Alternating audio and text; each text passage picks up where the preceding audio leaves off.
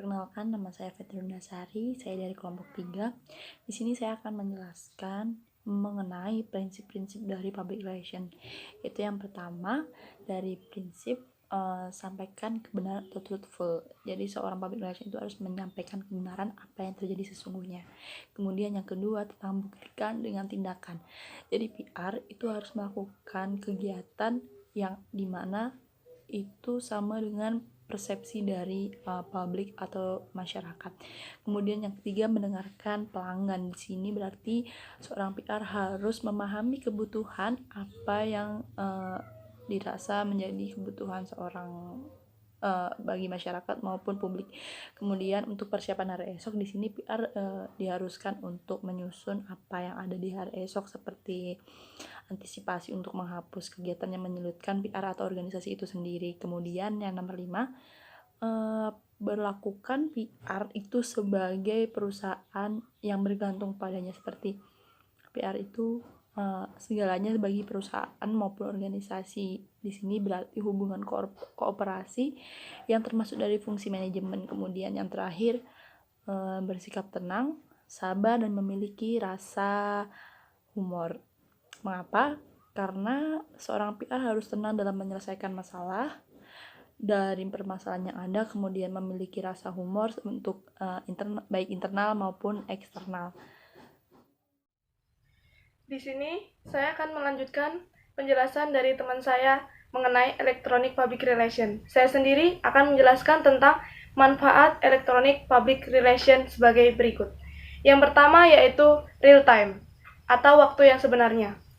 Karena aktivitas komunikasinya bisa dilakukan dengan cepat, jadi bisa memanfaatkan waktu yang sebenarnya atau waktu yang sedikit dengan hasil yang banyak. Yang kedua yaitu komunikasi konstan. Karena Electronic Public Relation menggunakan internet, dan internet dapat diibaratkan sebagai sekretaris yang tidak pernah tidur selama 24 jam dengan potensi publik di seluruh dunia. Jadi, target yang dicapai juga bukan hanya sedikit, melainkan sangat banyak sekali. Yang ketiga yaitu interaktif. Karena pengguna Electronic Public Relation memungkinkan terjadinya komunikasi dua arah, dan publik bisa memberikan feedback secara langsung dengan cepat. Contohnya, ketika perusahaan meluncurkan produk terbaru, maka konsumen bisa memberikan feedback atau respon berupa komen, masukan, pujian, dan lain-lain. Yang keempat yaitu no boundaries atau tidak ada batasan. Karena tidak akan ada batasan dalam komunikasi Electronic Public Relation, sehingga bisa terhubung kemana saja selama ada jaringan internet. Dalam manfaat ini, Electronic Public Relation bisa menghubungkan diri ke seluruh penjuru dunia, jadi bukan hanya tatap muka secara langsung, tetapi bisa menjangkau sangat luas menggunakan media. Contohnya, ketika pihak Public Relation meluncurkan produk terbaru dan diunggah ke YouTube atau Instagram, maka di seluruh dunia bisa melihat konten tersebut selama ada jaringan internet. Yang kelima yaitu multimedia. Electronic Public Relation dapat menyajikan informasi kepada publik dengan menggabungkan berbagai media seperti tulisan, gambar, suara, bahkan audiovisual. Hal tersebut bisa membuat masyarakat lebih tertarik dan mudah dimengerti. Yang keenam yaitu ekonomis. Komunikasi menggunakan internet untuk menjangkau publik yang luas lebih murah karena tidak memerlukan biaya transportasi untuk ke sana. Hanya menggunakan jaringan internet, apa yang kita ingin sampaikan bisa langsung dilihat oleh konsumen. Ekonomis bukan?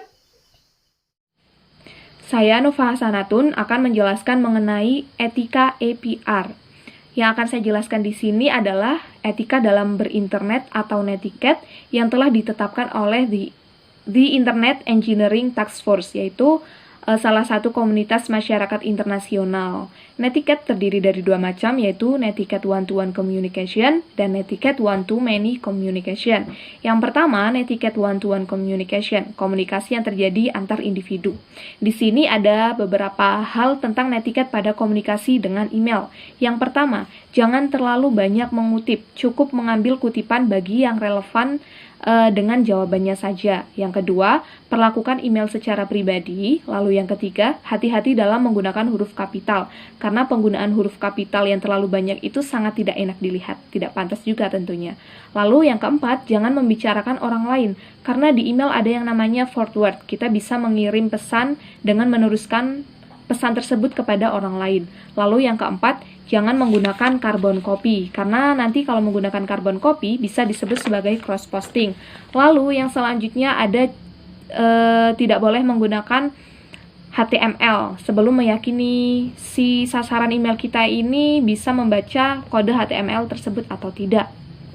Lalu yang ketujuh, menjawab pertanyaan secara masuk akal. Dan yang terakhir, jujur dalam mencantumkan sumber atau penulis. Dan yang kedua tadi yaitu netiquette one-to-many communication, komunikasi yang terjadi antara satu orang dengan beberapa orang lainnya. Di sini seperti yang terjadi pada net news atau mailing list. Yang pertama, membaca terlebih dahulu net news atau mailing list 1 atau 2 bulan data diskusi sebelum memutuskan untuk memposting surat pertama kali kepada mailing list. Yang kedua, berhati-hati dengan setiap kata yang akan ditulis.